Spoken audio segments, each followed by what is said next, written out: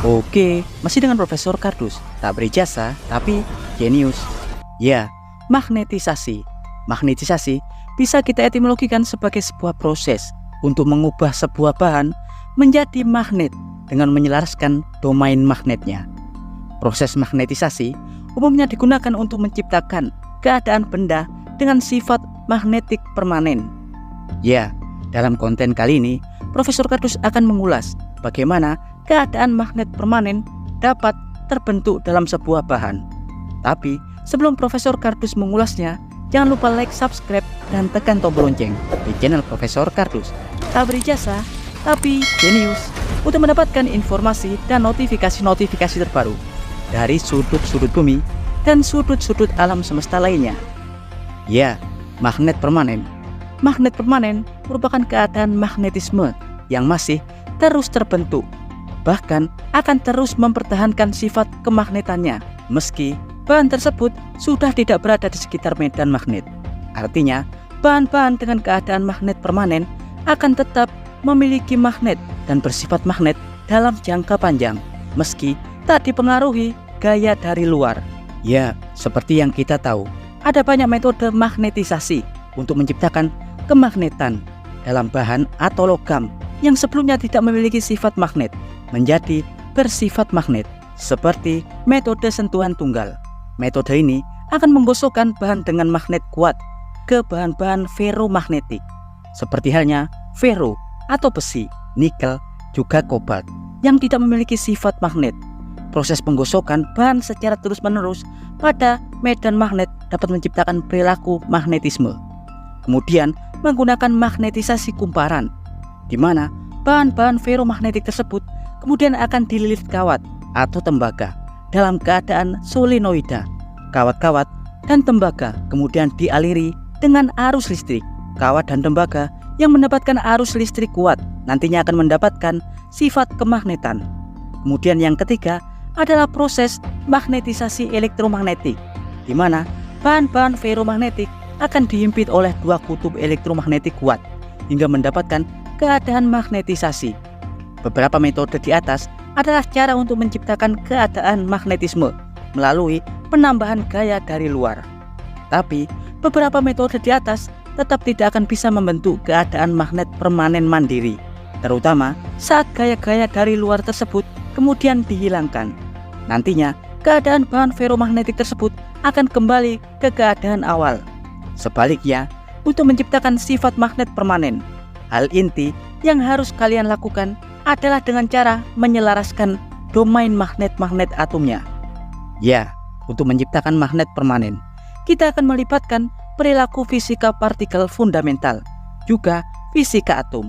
Karena pembentukan keadaan magnet permanen berhubungan dengan perilaku keadaan partikel-partikel subatomik dan juga mekanika kuantum.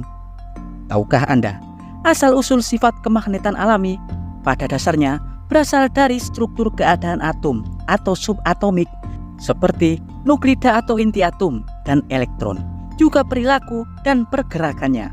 Seperti yang kita tahu, setiap objek atau materi di alam semesta pasti tersusun dari inti atom seperti proton dan neutron, juga elektron di bagian terluarnya.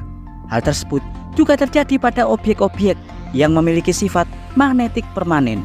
Ya, objek-objek dengan magnet permanen juga tersusun dari partikel-partikel bermuatan seperti proton yang bermuatan positif, juga elektron dengan muatan negatif. Selain bermuatan, umumnya partikel-partikel tersebut juga memiliki pergerakan seperti keadaan putaran atau spin partikel. Ya, pergerakan-pergerakan partikel bermuatan inilah yang nantinya akan menciptakan keadaan medan magnet. Seperti yang kita tahu, partikel proton memiliki massa 2000 kali lebih berat daripada elektron, yang artinya proton-proton akan lebih sulit bergerak daripada elektron. Meski proton juga dapat melakukan pergerakan seperti spin partikel, tapi tentunya keadaan elektron yang lebih ringan pasti jauh lebih baik saat melakukan pergerakan dalam skala kuantum. Ya, tahukah Anda, seandainya sebuah elektron di inti atom akan bergerak mirip jalur orbital sebuah planet yang sangat teratur, pasti keadaan elektron-elektron tersebut dapat menghasilkan sifat magnet yang sangat baik. Tapi faktanya, bentuk orbital elektron tidaklah demikian. Sebaliknya, elektron-elektron yang mengorbit di luar inti atom, layaknya sebuah awan yang mengelilingi inti atom dan bergerak ke segala arah, tak tentu arahnya. Karena itulah materi-materi yang memiliki bentuk orbital elektron yang tak teratur seperti itu tidak akan menghasilkan medan magnet yang signifikan. Tahukah Anda, pada dasarnya setiap partikel seperti elektron atau inti atom memiliki spin partikel atau bentuk rotasi partikel dalam momentum sudutnya. Pada saat spin partikel sebuah elektron berputar, pada dasarnya putaran partikel seperti elektron akan menghasilkan arus listrik dan menciptakan medan magnet. Ya, setiap partikel elementer yang menyusun sebuah bahan pada dasarnya berperilaku seperti magnet yang berukuran mikroskopik. Dan jika kita menjelaskan keadaan momen magnet mikroskopik tersebut dalam keadaan sejajar atau selaras, hal itu akan menghasilkan medan magnet permanen. Tapi sebaliknya, jika keadaan momen-momen magnet tersebut tak beraturan, kita pasti akan kehilangan sifat magnetisme karena momen magnet akan saling menghilangkan dan hal itu akan menciptakan resultante nol. Jadi, pada dasarnya, dalam magnetisme kuantum fisika, salah satu syarat utama agar sebuah atom dapat memiliki sifat magnetik, elektron-elektron dalam atom tersebut wajib berada pada arah yang sama atau domain yang sama, tidak boleh acak. Jika tidak, perilaku satu elektron tidak akan mampu mensinkronkan keadaan elektron lain dan mustahil untuk menciptakan sifat kemagnetan. Ya, dan berikut adalah informasi singkat dari Profesor Kardus tentang bagaimana suatu bahan dapat menciptakan keadaan magnet permanen. Profesor Kardus dari Magnetar Bintang Neutron mengabarkan